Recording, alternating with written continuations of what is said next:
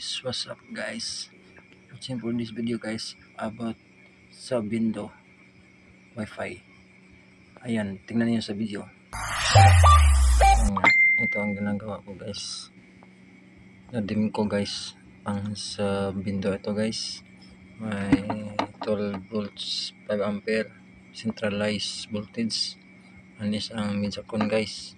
Sa Mediacom guys, galing ang fiber nito galing sa main Bindo guys. Ito lagay, tapos ang ng cable niya ang punta ang antenna guys, ang IP antenna ito.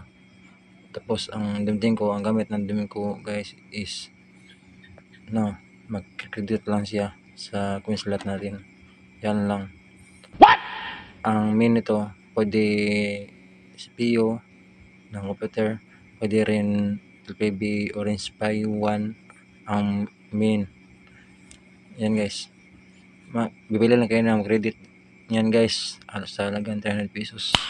Yan po setup ko guys. Ibibayin ko ito guys sa susunod na video no guys. Wow! Ibin ko ang credit guys, andim ko guys sa antenna niya para gumagana na siya.